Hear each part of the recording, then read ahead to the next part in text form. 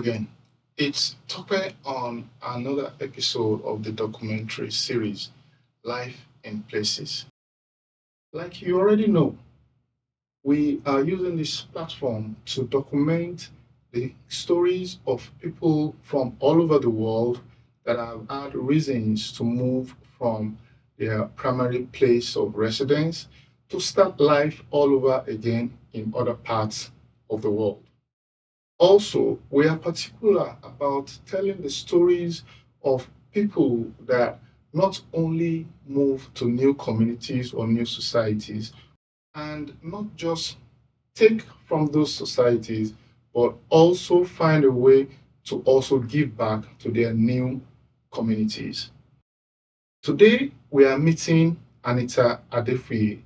She is originally from Nigeria and she moved to the city of Regina in Canada over a little over 10 years ago.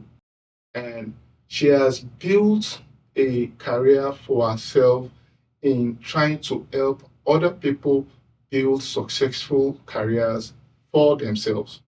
Coming from a country, Nigeria, where the person currently presiding over the affairs of the country has a political ideology of take it, snatch it, grab it, and run away with it. It is a delight to meet someone like Anita that has moved and started life in another part of the world. And she has gone into politics, but is not portraying the negative ideologies of politicians from her own country. Anita has gone the extra mile to get involved in the local politics of the city where she lives. She contested for an elective position. Please join me as we listen to the story of Anita Adefuye, and I assure you, this is another one that will give you an insight to the thinking of people that make impacts in the society. To me, service is something that you do um, regardless of whether or not you get paid for it, recognized for it. It's something you do to enhance the life of someone else or a group of people or your city or just society at large. Pretty much going out of your way to leave things better than you met them. Okay, so my name is Anita Adefuye. Some people know me as Anne Adefuye. On my legal documents, I have Anna Adefuye, but I prefer Anita. And so I go mostly by Anita Adefuye. I am currently a PhD candidate at the Johnson Sheyama Graduate School of Public Policy. I'm with the University of Saskatchewan, but I live in Regina. I am also the CEO and founder of a company called Advanced and Fulfilled Coaching Company. And this is where I help immigrated professionals to transition their careers to Canada and without the overwhelm. And I offer services such as resume writing, interview coaching, compensation negotiation skills, and LinkedIn revamping. And I'm also the founder of a female organization. It's an online platform where we empower women. It's called Ladies Arise. And I was also the founder, or I am the founder of Nigerian Professionals in Canada. And this is a platform that empowers Nigerian professionals to learn about the Canadian workplace, Canadian work culture, and just network with one another so that you get to have access to people who are in your community and are in the workforce as well. I'm an author of a book called Revealed, and this is a memoir of my personal story and journey navigating and dealing with the after effects of child sexual abuse and dealing with suicide, depression, and how I was able to come out of the other side of that experience. I'm from the southern part of Nigeria. It's called, from a place, is states. We have states in Nigeria, not provinces. So we have states. I'm from a state called River States. The capital is Port Harcourt.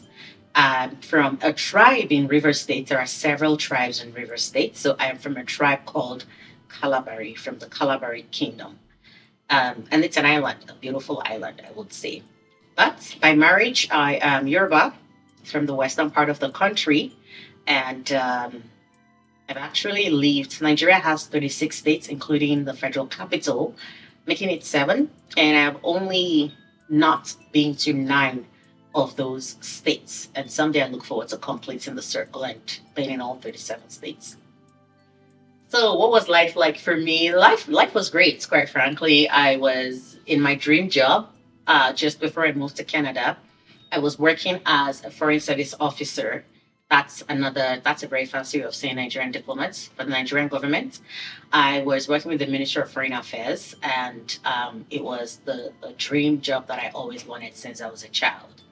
And and so prior to that, I had worked in private sector. I was working with a startup organization.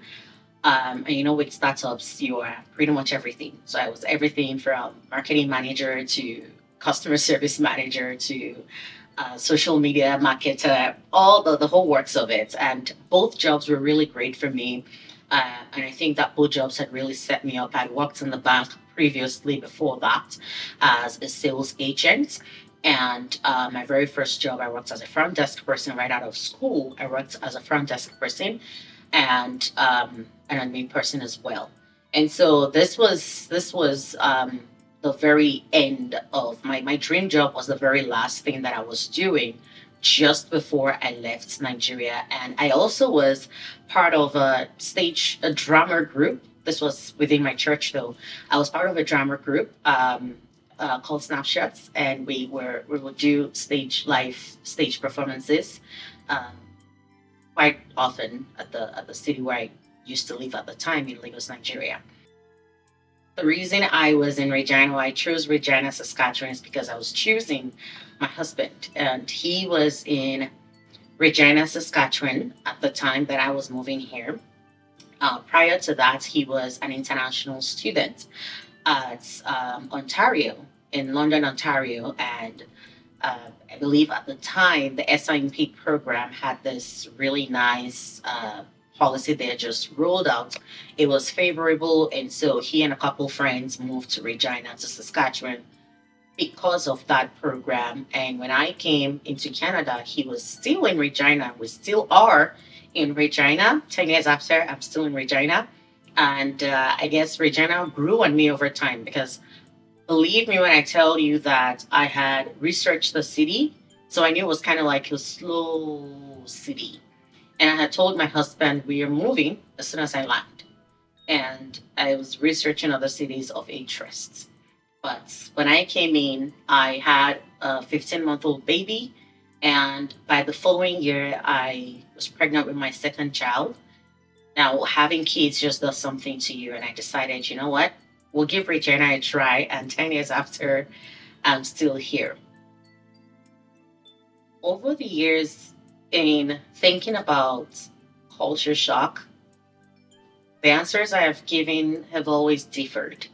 And that's because just when I think it was this, I remember, oh no, it wasn't that, it was this other thing. Um, but this time I'll pick this. It's that people don't greet in the way that we greet one another. And when I say greets, people don't like the good mornings, good afternoon, good evening. People don't do that. The best you'll get, if at all, is hello, hi. But even that rarely. So neighbors don't talk to one another. That's also part of what I think was feeding into that or feeds into that. And so I would see my neighbors and I'm excited and I'm saying, hi, how you doing? Good morning. Or at work, I say good morning and people look at me weird sometimes.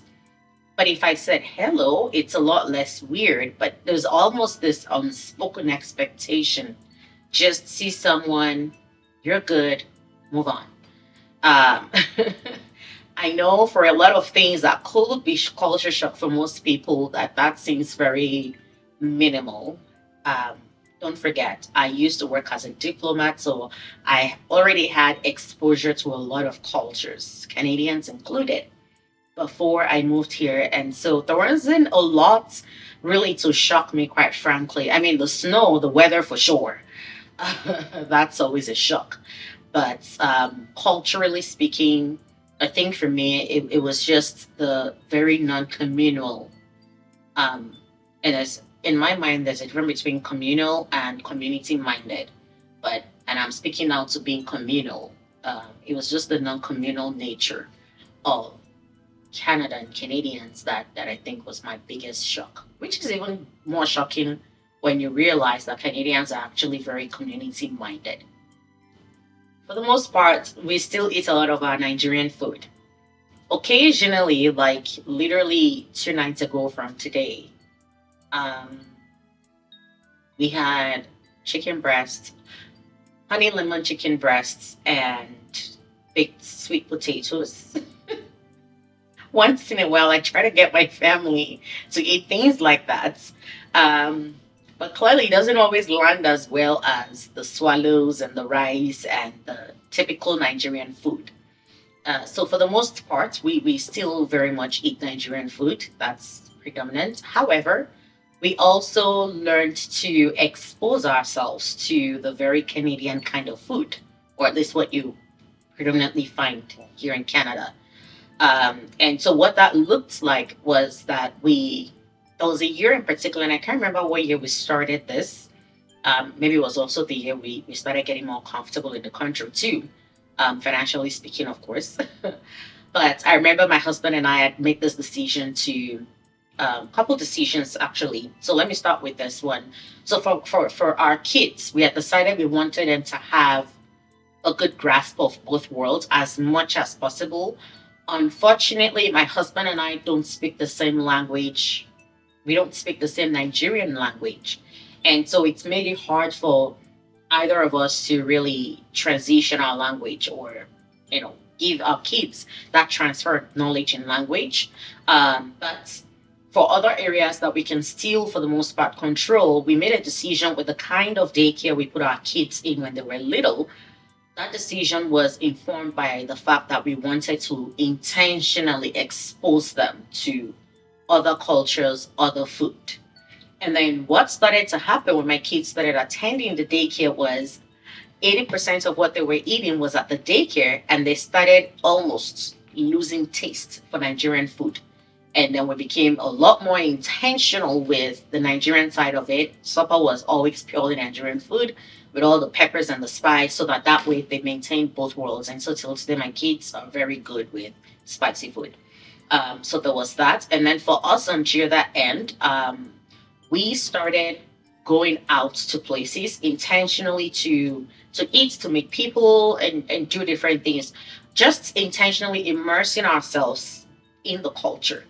And so our decisions to volunteer, whether it's through our community association, workplace associations, or do different things at the workplace, everything we've done has just been an intentional move to keep us.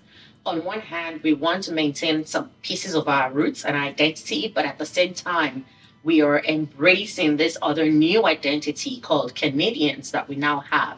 And so whether it's the food culture, whatever it is, even decisions to travel, we've intentionally started to travel more, especially around Saskatchewan, around Canada. We're intentionally doing that, and this is all part of the means that we're trying to use to get ourselves more in tune with who we are as Canadians.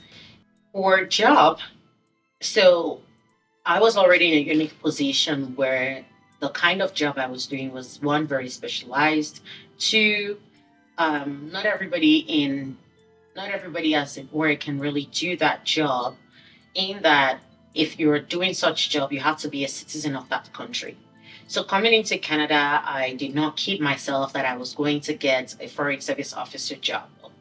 In Canada, first of all, it's called Global Affairs, not Ministry of Foreign Affairs, and I'm not going to get a foreign, foreign service officer too is what they call it as well here. So I pretty much understood that. However, I love public service, and my expectation was that I will get into the public service easy peasy. But I was in for a shocker because that didn't happen. And I wasn't even getting anything outside of government either. And so I resolved to um, work in McDonald's. And I say that, very respectfully, it's there's nothing wrong with working in McDonald's. What I found not the best or ideal for me was having to work in McDonald's, given the kinds of education and skill set that I had. That said, when I started the job, I committed to giving it my all and giving it my best. And I really started to understand better how things are done within Canadian workplace. And then I was able to move on from that to working as a front desk and administrative assistant with a nonprofit organization. And then I went on to do my master's degree in public administration, also with Johnson Sherman Graduate School of Public Policy, but this time at the University of Regina. And it was in that program I got a summer job in government, and I did an executive internship through that program, which really gave me that 1 year stay that I think was really great and instrumental in my career. And then I worked with government since then until last year when I resigned from a Crown Corporation, Crown Credit Canada, to focus on my PhD.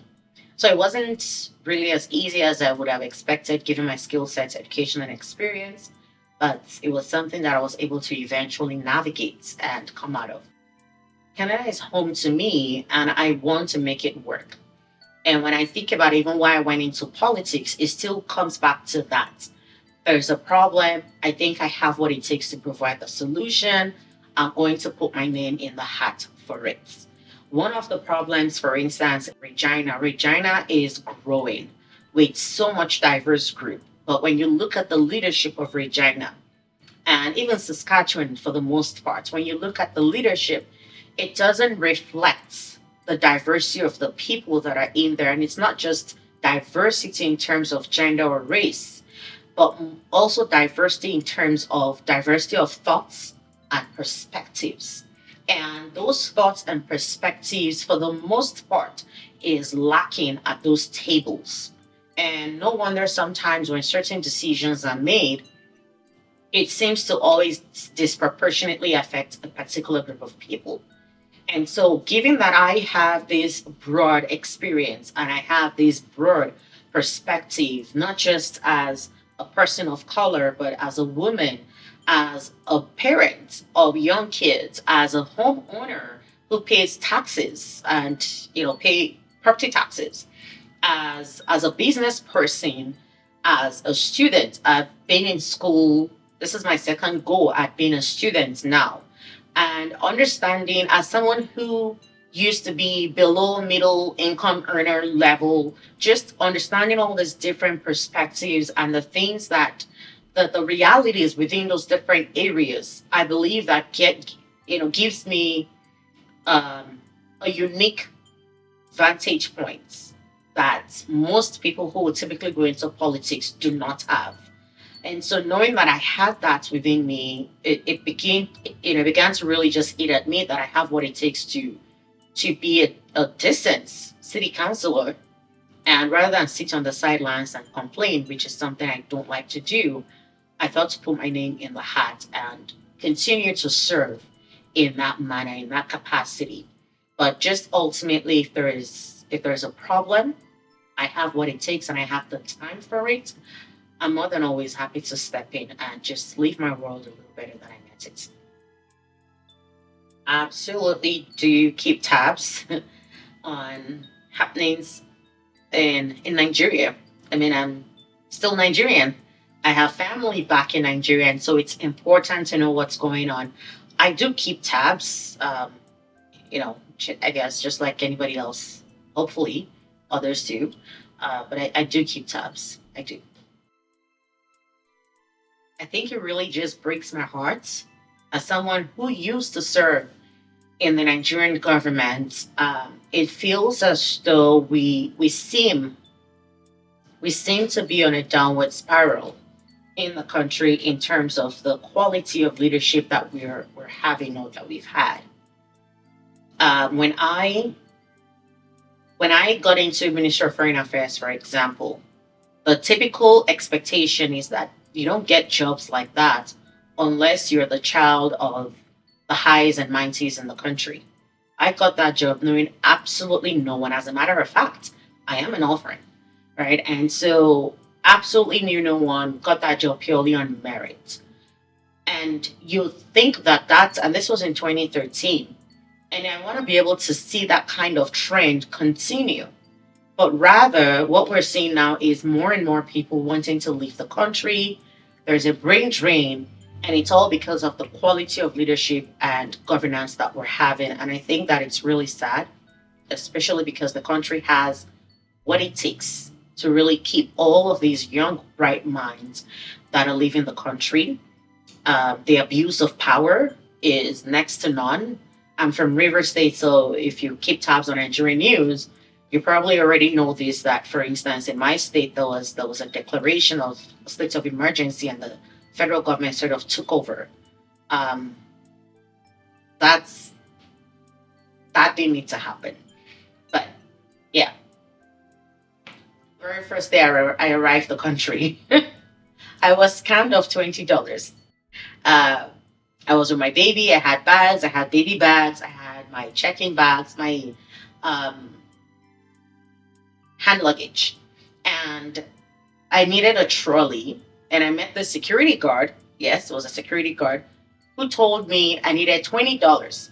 I actually went with this guy to the ATM to withdraw money because I didn't have Canadian dollars with me, and I didn't want to use my US dollars for that. And so I went with him, withdrew money, came back, gave him the $20 to go help me get a cart, which he did. And then just as I took the cart and I was about to leave, I see a pile of carts and people were just taking them. And by the time I turned to see where he was gone, clearly scammed. Now, I don't even know if it was a real security guard, but he was there at the airport and he looked genuine to me. Coming from Nigeria, that felt like a slap, getting scammed. That I will never forget. But a good experience, I think for me, I would pick something that actually happened in this year. This is my 10th year in Canada. And on the very day that I was celebrating my 10th year, the exact day, I was actually a keynote speaker for an event talking about the immigrant woman's journey. And that's an experience that I don't think will leave me in a long time. There are many good things that have happened, but I think I like this one in particular because there's no planning it. That they picked a date and time for an event that I happened to be a keynote speaker on, and it happened to be on the very same day as my 10th anniversary in Canada. It was a room full. The attention of people was really amazing, and I got great feedback from that speaking engagement, which I'm grateful for.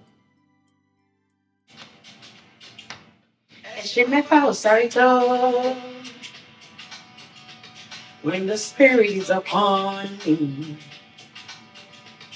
leave them and then carry go. I will surely outrun them. Cause of the wise involved, involved, involved. So I don't listen to the noise. Just they run for my front. But when I begin my run, it go be like say I dey on steroids. Yeah, but Elijah level. All right. So Gaze actually went through. Let me pause a little, or let me tie myself to the glory of Gaze a little.